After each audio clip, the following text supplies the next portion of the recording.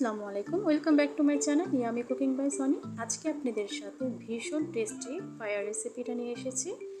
আপনি যে কোনো মুরগির পায়া নিতে পারেন, ব্রয়লার অথবা দেশি মুরগি। আমি দেশি মুরগির পায়া নিয়েছি।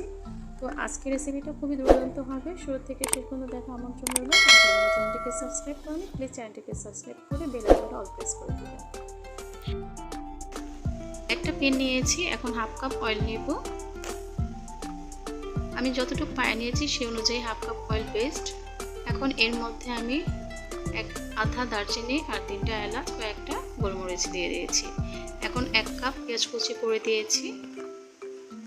পরিমাপটা আপনারা বেঁধে নেবেন। যে পরিমাপে আমি দিয়েছি ঠিক এই পরিমাপে আপনারা মশলাগুলো অ্যাড করবেন। এখন পেঁয়াজটাকে হালকা সফট করে নিয়েছি। হাফ টিস্পুন ধনিয়া গুঁড়া, 1 টিস্পুন গরম মশলা গুঁড়া, হাফ টিস্পুন জিরা গুঁড়া, 1 টেবিল স্পুন মরিচের গুঁড়ো দিয়েছি। আপনারা মরিচের গুঁড়োটা কম বেশি দিতে পারেন। হাফ টিস্পুন হলুদ। এখন এই সব মশলা একসাথে পেঁয়াজের সাথে ভালো মতো কষিয়ে নেব, যাতে কাঁচা গন্ধটা যাতে না থাকে। পরিমাণ মতো পানি দিয়েছি যাতে মশলাটা পুড়ে না যায়। এখন এই মশলাটাকে ভালো মতো কষিয়ে নেব। যে কোনো খাবারে যদি মশলাটা ভালো মতো কষানো হয় তাহলে ওই কারির টেস্টটা আলাদাই হয়, খুবই টেস্টি হয়। এখন আদা রসুন 1 টেবিল স্পুন দিয়েছি। লবণটা আপনার টেস্ট অনুযায়ী দিবেন, আমি 1 টেবিল স্পুন দিয়েছি। এখন একটা তেজপাতা আমি ছিঁড়ে দিয়েছি। এখন ভালো মতো আবারও মশলাগুলো কষিয়ে নিব।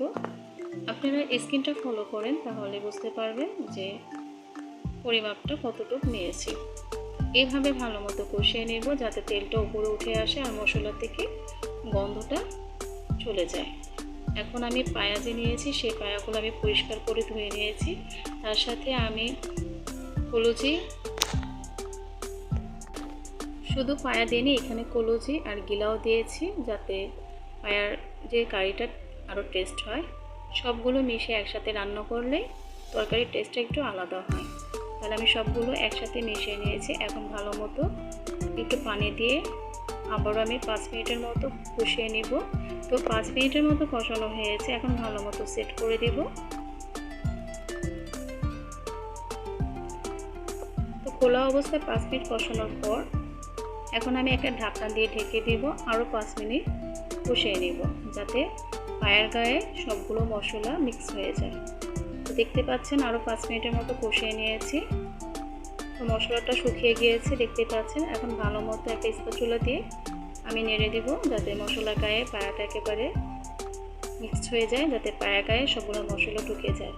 এখন আমি কিউব করে 2টা আলু কেটে নিয়েছি, মিডিয়াম সাইজে ছোট ছোট টুকরো করে নিয়েছি। আপনারা চাইলে আলুটা স্কিপ করতে পারেন, কিন্তু আমার কাছে খুব ভালো লাগে আলুটা দিলে। এখন আলুর সাথে পায়াটাকে আবারও ভালো মতো কষিয়ে নেব।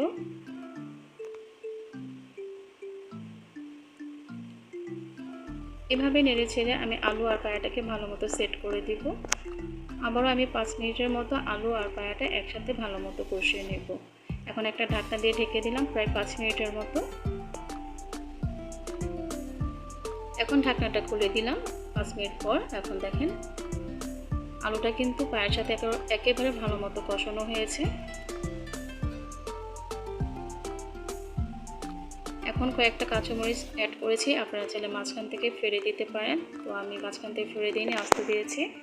আপনারা চাইলে ভেঙেও দিতে পারেন আর কম বেশি করে দিতে পারেন। এখন 2 কাপ পানি অ্যাড করব যাতে পুরোপুরি পায়া আর আলু ডুবে যায়। এর মধ্যে আমার পায়া আর আলু সিদ্ধ হয়ে যাবে। তো 2 কাপ পানি দেওয়ার পর ভালো মতো নেড়ে চেড়ে সেট করে দিব। পানিটা এমনভাবে দিতে হবে যাতে পায়াটা গলে যায়, আলুটাও গলে যায় আর আমার কারিটাও যাতে রান্না হয়ে যায়। তো সেট করার পর আমি প্রায় আধা ঘন্টার মতো ঢেকে দিয়েছি। আধা ঘন্টার পর প্রথমে হাই ফ্লেমে ছিল, পরে আমি মিডিয়াম ফ্লেমে একটু কম করে দিয়েছি। এতে আমার যে পায়া আলু সব কিছু গলে গিয়েছে, একেবারে পারফেক্টভাবে সিদ্ধ হয়েছে দেখতে পাচ্ছেন। এর বেশি ঝোল আমি শুকাবো না, পরে চুলা থেকে নামানোর পর এই ঝোলটা আরও শুকিয়ে আসবে, কারণ পায়ার যে টেক্সচারটা সেটা কিন্তু ঠান্ডা হওয়ার পর আরও টেনে আসে ঝোলটা। তো আপনারা জানেন পায়া কিন্তু আমাদের শরীরের জন্য অনেক ভালো কাজ করে, আর ডাক্তাররা কিন্তু পরামর্শ অনুযায়ী কিন্তু মুরগি পায়া খেতে বলে, যাতে আমাদের জয়েন্টের যে সমস্যা সেটা দূরীকরণ করতে সাহায্য করে। তো আপনারা বাসায় অবশ্যই একবার হলে ট্রাই করবেন। আর আজকের রেসিপিটা কেমন হয়েছে ফিডব্যাক জানাবেন। আর আপনি পায়ের রেসিপিটা কেমন হয়েছে কমেন্টস করে অবশ্যই আমাকে জানাবেন। আর যদি ভালো লেগে থাকে ফ্যামিলি এবং বন্ধুদের সাথে অবশ্যই শেয়ার করবেন। আর যারা আমার চ্যানেলটিকে সাবস্ক্রাইব করেনি প্লিজ চ্যানেলটিকে সাবস্ক্রাইব করে বেল আইকনটা অল প্রেস করে দিবেন। এতে নিত্য নতুন যতগুলো রেসিপি আমি আপলোড দেব আপনার নোটিফাই বক্সে চলে আসবে। তো আজকে এতটুকু। Goodbye and good life. আল্লাহ হাফেজ।